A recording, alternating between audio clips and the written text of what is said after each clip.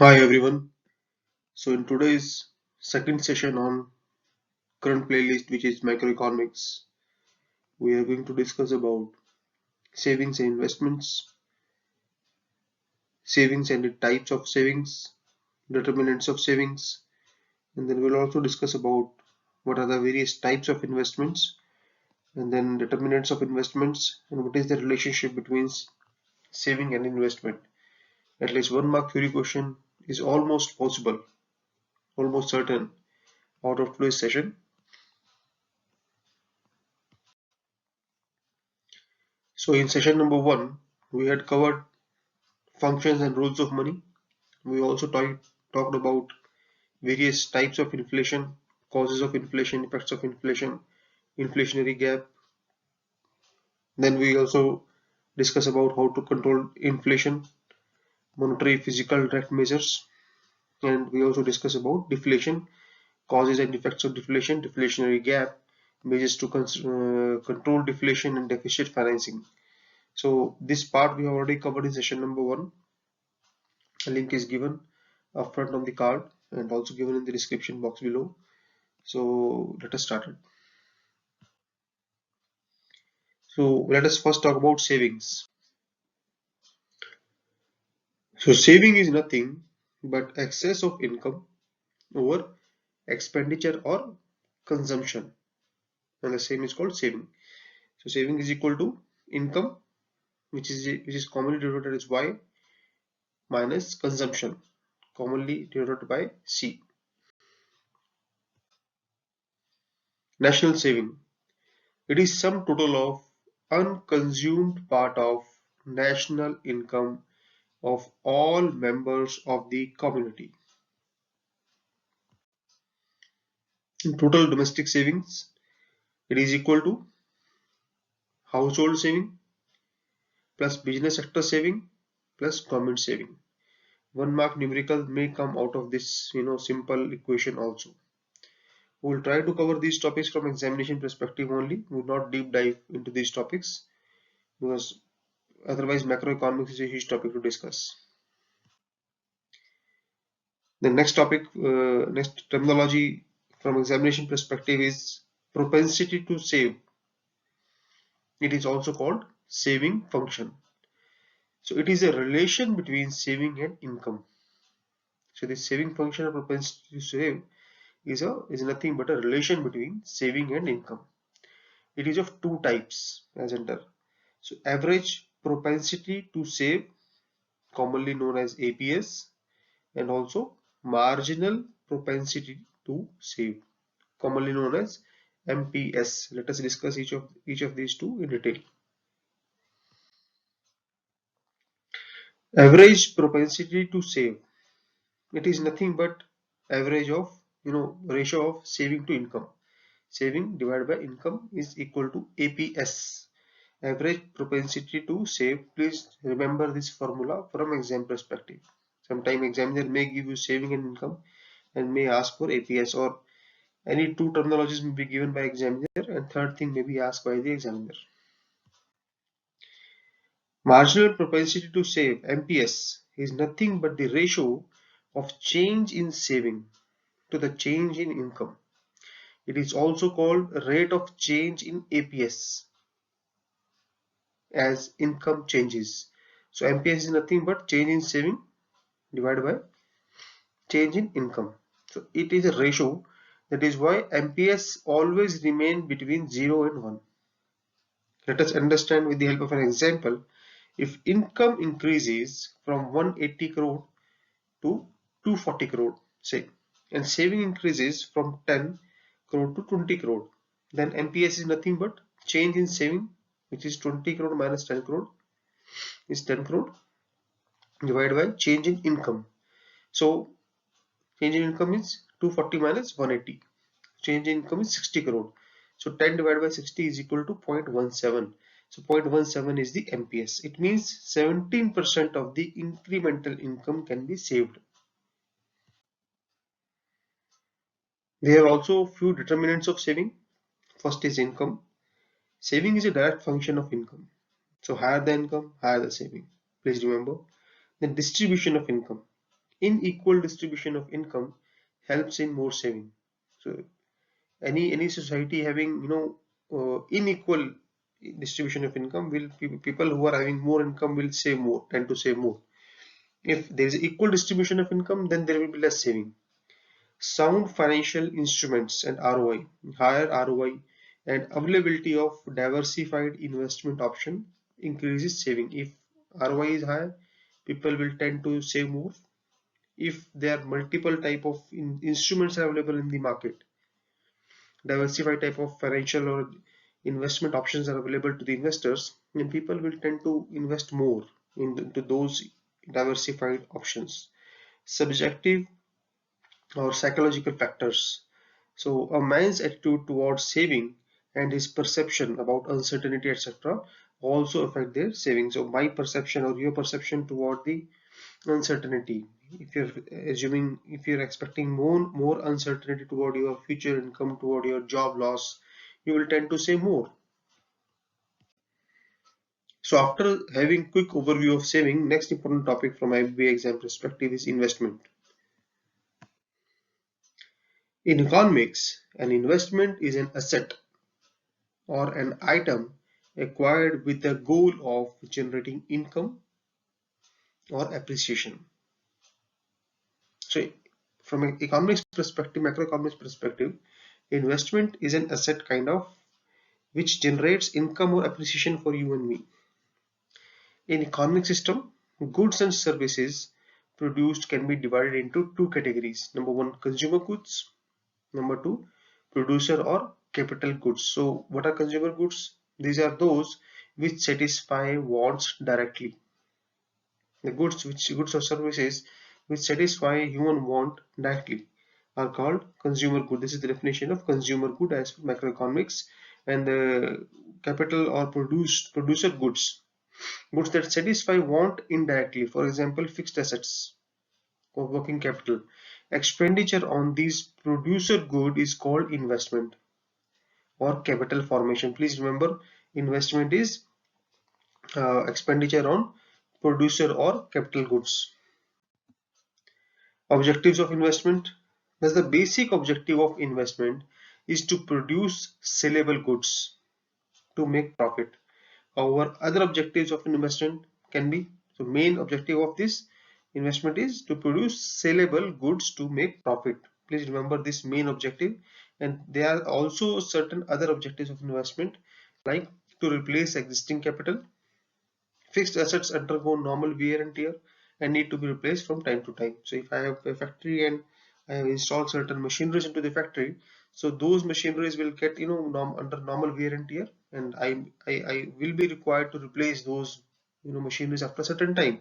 So that is why I need certain investments to replace those machineries. Sinking fund kind of investment I would be required to fund capacity, to expand capacity. Any investment over depreciation represents net investment in expanded capacity or net capital formation. So if I invest, if I am having right now two machineries, and I plan to replace these two machinery, and I also plan to install one machinery extra over two existing machineries, so that extra one machinery is toward expansion of my capacity.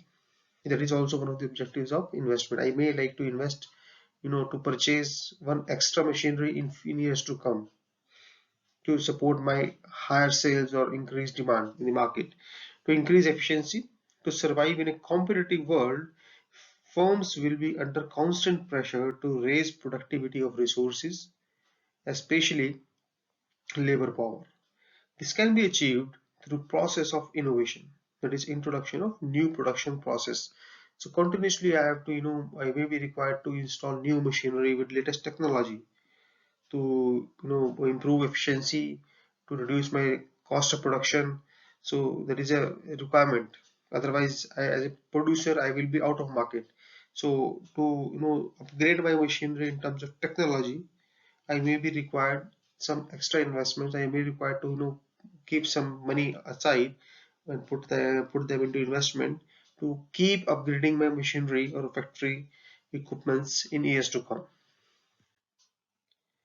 So they have also there are the various types of investments. First type of investment is autonomous investment, investments which doesn't change with the change in income level, like road, house, public infra, etc. Please remember, these small definitions. One mark theory questions sometimes come out straightforward out of these definitions only. Induced investments, investments which change with the changes in the income level, like fixed capital, inventories. Financial investments, these are the investments made in buying financial instruments like new shares, bonds, securities, etc. Real investments, investments made in new plant and machinery equipment, construction of public utilities like school, road, railway, etc. Then planned ex ante investment, planned or ex ante. This is very important terminology. The 1 mark theory question may come out of this terminology only. So ex ante investment or planned investment, both are one and same thing. So investments made in several sectors of economy with some planned objective. Any investment in specific, in some sector of the economy with some specific objectives is called ex ante investment. Unplanned investment, investment done without any planning. Gross investment, total purchase price of new capital asset. Net investment, gross investment minus depreciation till date. Public investment, investments made by government, for example welfare of people, defense of country, economic development, etc. Private investment, investment made by private individuals with the aim of profit. There are also the four main determinants of investment. Number one, marginal efficiency of capital, MEC, rate of interest, risk, uncertainty and instability, and fourth factor is, or determinant is, cost of capital goods. MEC is the rate of discount which would equate the present value of net future income from a capital asset with the supply price of asset. So numerically, MEC is equal to present value of net future income from a capital asset. So present value of net future income that I expect out of a particular asset. If I purchase a machinery, so how much income I'm going to expect out of that machinery, then what is the present value of that future income? Say I am purchasing machinery, the machinery will go for me for say for 10 years. Every year the machinery is going to generate say 100 rupees for me. So I'll calculate present value of those 100 rupees for next recurring income of 100 rupees for next 10 years. So that is the numerator, divided by original cost of new machinery, that is book value. What is the present book value of the machinery? So that ratio is called MEC, marginal efficiency of capital. Please remember this formula. Sometimes examiner may ask you to calculate MEC. Rate of interest, at higher ROI, a firm instead of using funds for capital equipment may invest in financial asset. The level of investment is negative function of ROI. So higher the ROI, lower the investment, right? Please remember this thing, investment in the capital equipments, right? So if rate of interest in the market is high, then you would not like to buy machinery. Instead you will like to invest your money into FD or some other secured asset. Risk, uncertainty and instability, these tend to discourage business to undertake investment projects. If higher the risk, higher the uncertainty and higher the instability in the market, if as a business owner you perceive higher risk in the market or there is a risk of recession in the market, you will not like to invest more into new factories and new machineries, so you will discourage your business investments. And fourth determinant is cost of capital goods. Firms normally calculate initial cost of acquisition and the subsequent cost of maintenance and operation of capital goods while taking their investment decision. Higher the cost of investment and maintenance and operation, lower will be the chances of investment. The next important terminology is marginal productivity of capital. MPC is the, or marginal productivity of capital is the amount of extra output that a firm gets from an extra unit of capital, holding the amount of labor constant. So let us assume that the labor amount of our cost of labor is constant, right? So if I put in 100 rupees of extra capital, I invest 100 rupees, I purchase another extra machinery of 100 rupees, say, right? So how much amount of production will get increased? That is called MPC. So MPC is change in output divided by change in capital. This is the ratio. Examiner may ask you to calculate any of these three terminologies. Sometimes existing capital, existing output, future output may also be asked by giving you either of two terminologies. Investment multiplier. The Keynesian multiplier shows how many times the total income increases by a given amount of initial investment. So this is investment multiplier is also called Keynesian multiplier, and the formula for calculating investment multiplier or Keynesian multiplier is equal to change in income divided by change in investment. Please remember. Acceleration principle. The principle states that increase in output or demand of consumption goods lead to increase in investment in capital goods which produce these consumption goods. So if demand for consumption goods increases, it will again increase to there is a more demand for consumer goods, then producers or manufacturers will be required to manufacture more goods, and to support the higher demand of consumer goods, the manufacturer will be required to install new factories, and to install new factories the manufacturer will be required to have more machineries, so the people will be required to produce more machinery. So demand for capital goods will again increased because of increase in consumption goods, increase in demand of consumption goods. So acceleration principle is nothing but change in investment divided by change in consumption expenditure. So it is the effect of uh, change in increase in consumption goods on the increase in investment. So let us try to understand between saving relationship between the saving and investment. In order to calculate savings, we have to deduct consumption expenditure from income and not income expenditure. So please do remember that while calculating saving, please deduct consumption expenditure from income and not investment expenditure. When an individual makes investment expenditure, he is deemed to spend his saved income on investment. For example, if a farmer's annual income is say 10,000 rupees, he spends rupees 6,000 on consumer goods and services, and say spends 1,000 rupees on construction of a well for his field, and another say 1,000 rupees on building of a drainage system for his field, and say providing fencing, then his saving would be 10 minus 6, right? So here saving is equal to annual income, which is 10,000, minus consumption expenditure, this is 6,000. We are not required to deduct 1,000 spent on construction of well and 1,000 for construction of building of a drainage system. So this will not be deducted from annual income to arrive at saving. So this is saving. However, total investment, so this 1,000 rupees which he has spent on construction of well and 1,000 rupees on construction of drainage system is put together, it is the investment. So 1,000 plus 1,000 is investment, 2,000 rupees is investment. So please remember these terminologies for calculation of saving and investment. 1 mark numerical may come out of this simple formula also. There are two scenarios on relation between saving and income: post ex post saving and ex post investment, and these both are always equal.